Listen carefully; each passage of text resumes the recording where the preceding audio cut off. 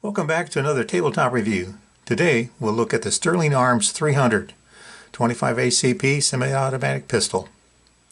The Sterling 300 is an example of the inexpensive small caliber handguns that were made by the thousands by a few small U.S. gun manufacturers during the 60s, 70s, and the 1980s. The quality was usually not great and earned them the nickname of junk guns. Because they were plentiful and cheap, they also became popular with the criminal element and earned the additional nickname of Saturday Night Special. For me, this Sterling 300 is strictly a novelty item. Guns like these certainly have their place in U.S. firearm history, but they actually have little real market value. When I saw this used one in a gun store, I noted that it had an early serial number with some interesting features. The fact that it was made in Gasport, New York also appealed to me because I'm familiar with that part of New York. The price was more than I thought the gun was worth, but I went ahead and got it anyhow without any real expectations.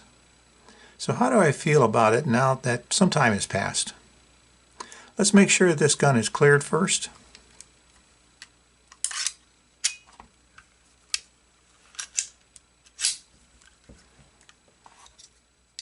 Sterling Arms was a short-lived company in Buffalo, New York that started out in 1967, just before the newly enacted Gun Control Act of 1968 devastated two aspects of the firearm industry: importation and mail order. The market for U.S.-made inexpensive handguns was wide open. Sterling Arms moved to Lockport, New York a year later and started producing a series of conventional .22 pistols of different barrel lengths. While the corporate headquarters of the gun business remained at Lockport, some of the receivers were being made by E&R Machinery in Gasport, New York.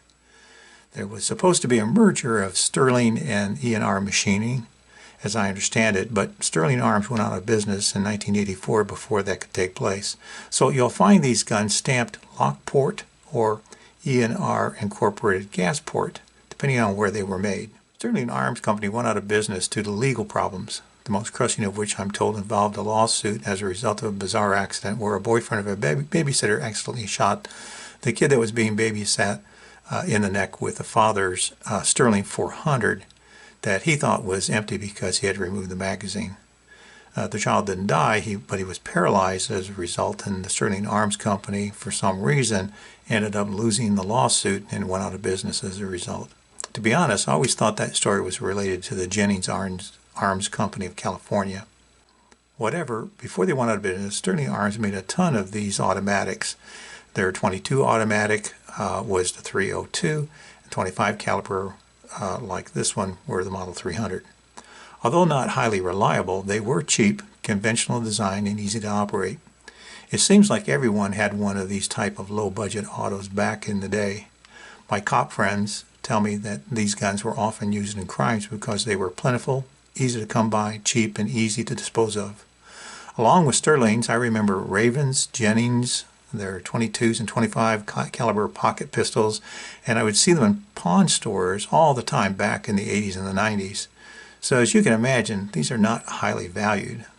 But if you inherited one of these and it's all you've got, well, it's all you've got. As for packaging, well, this one I picked up used and there was no packaging, it was just the gun.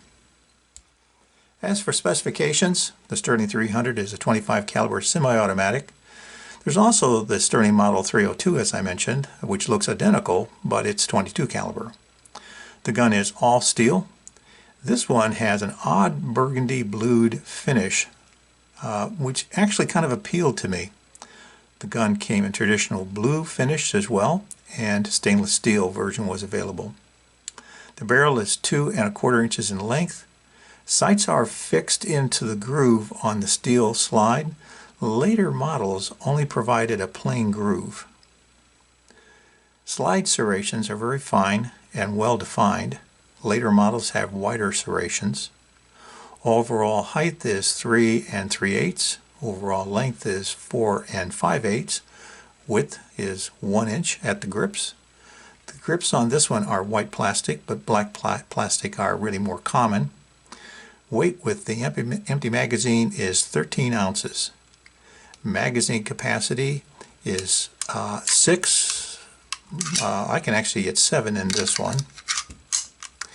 Trigger pull seems hard at the end of the pull.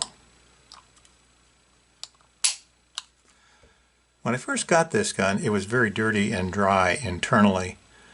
I was in a hurry, so I just gave it a quick going over, oiled it up, and just wanted to try it out for function. That was probably a mistake.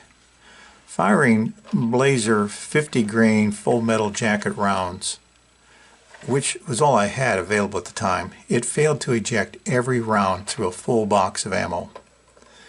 There were also a few failures to feed. Further oiling didn't help. I gave up and decided the gun just needed a good cleaning, and probably the magazine spring was in need of being stretched a little. 25 caliber is a very light load, so the gun is not uncomfortable to shoot. Even though my hands are large, there's enough of a grip to get a reasonable hold with 3 fingers, and with it being a 25 caliber steel gun, there's not much of a muzzle lift. However, I still find that to control my shots, I need to keep a fairly good grip on the gun. Once I had things figured out, my accuracy was really not too bad. The sights actually are okay. The trigger is not great, but probably makes it safer to carry. The first con, and probably the Sterling's biggest problem, is that it's just poorly made by today's firearm standards. I'm not impressed with the machining or the fitting of this gun. Sorry, but while everything works, it's just not smooth. Tolerances are not the best. And no, the gun does not appear to be worn out from use. Trying to push the takedown button in took some real force initially, and it took some solvent to loosen things up. However, once loose, it seemed too loose and poorly fitted. Even the grips swivel a bit on their screws. That would have been a simple engineering design fix. Working the slide on and off the frame is a real pain. The Sterling 300 is known for many problems. If you check the internet, you'll find this gun is just not held in very high regard, and I think that's justified. What I find unfortunate is that most of these issues could have been corrected easily to produce a better firearm. It's just sad. Now, I also see that there are a number of reviews that are fairly favorable. Like anything else man-made, you have good ones and bad ones. Hopefully the bad ones are very few and far between. Too many bad ones and your reputation suffers. This one's serial number places it in the early productions from Gasport. Perhaps that's its problem. I was told that the earlier Gasport ones were supposed to be better. Well, I'm not so sure. Comparing the Sterling to more reputable and highly popular 25 caliber mouse guns of the era, like the Belgium-made Baby Browning, the Italian Beretta Jetfire, or even the later US-made 1981 Seacamp 25 shows dramatically, I think, just how outclassed the Sterling is. The fact that these guns are still highly sought after and command such a high dollar compared to the Sterling should tell you all you need to know. To be fair, I usually try to judge firearms against others of their own time and purpose. This would mean comparing the Sterling to the Raven or the Jennings, for example.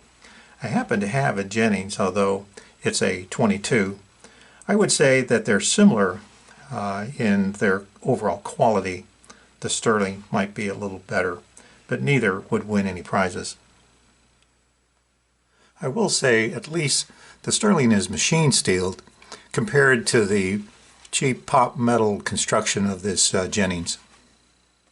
If you're thinking about buying a Sterling, for pocket carry, the Sterling is heavy at 13 ounces compared to, let's say, a Ruger LCP 380 at 9.6 ounces, for example. And given what you can buy a used early Ruger LCP 380 for today, I'd suggest you seriously consider putting your hard-earned cash toward the Ruger.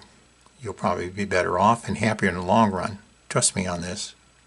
Finally, I must also mention that the 25 caliber round is really inadequate in my opinion.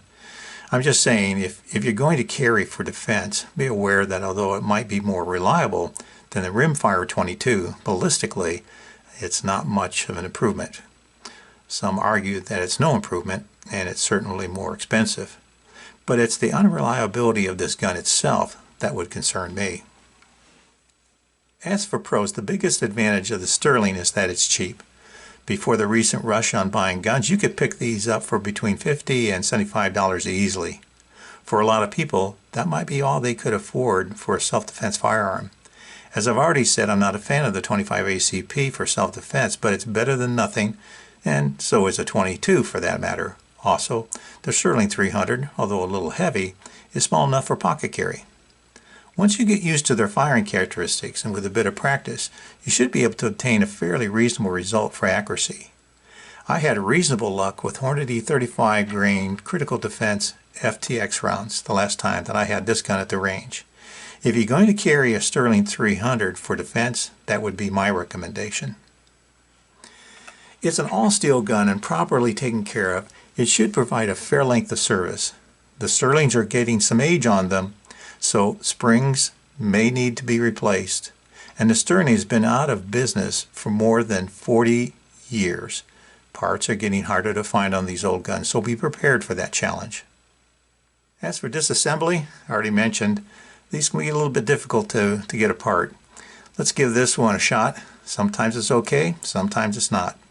We're going to begin by removing the magazine. Next thing we do is we push down this button right here, and you can see this little unit comes out, and then we bring the slide back and up a little bit, and once it begins to come off, I remove the spring and the rod, the short little rod there.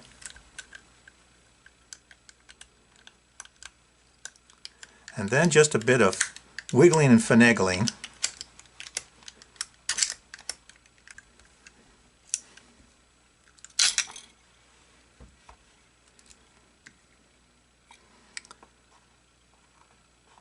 And the recoil spring. There's the firing pin. That's pretty much it.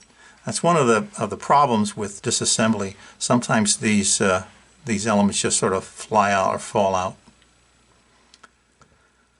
One of the biggest challenges of reassembling the gun is getting the barrel through the muzzle opening. The spring end here tends to just get caught between the muzzle opening and the barrel, hanging up that process a bit. Okay, this time it went on just perfectly. That doesn't always happen that way. Then you lift up a little bit here, get the firing pin in. It goes in this way. A little part on the bottom that has to be in that groove, and then the spring, there we go, down in there, push it, and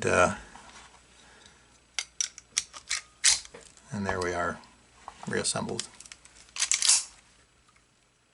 As I've said, Sterling is no longer in business, so there's no manufacturer suggested retail on this gun. And while there are examples of Sterling that you can find out there that have rarely or never been fired, these used guns just don't have much of an appeal, and so not much of a value. Even the best example might only fetch around $200. A price of $50 to $100 would be a good price.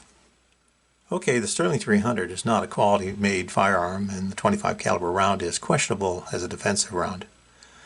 I'm not so sure I could honestly make any recommendation of the Sterling 300 as a defensive firearm. But if it's the gun you have, it is what it is. Given their age and poor quality, I would suggest that you not overwork these guns. Their parts are not rugged, and they're becoming harder to replace. Of course, that's just my opinion. So I began by asking the question, how do I feel about this gun now that I've had a chance to work with it for a while? And now that some time has passed? Well, it's strictly a novelty item for sure, and I'm glad I didn't pay more than I did, but it's kind of an interesting gun to own and to mess around with a bit. Any weapon you carry is better than the one you left at home. Thanks for watching. Hope you'll be back for my next tabletop review. Until next time, stay safe.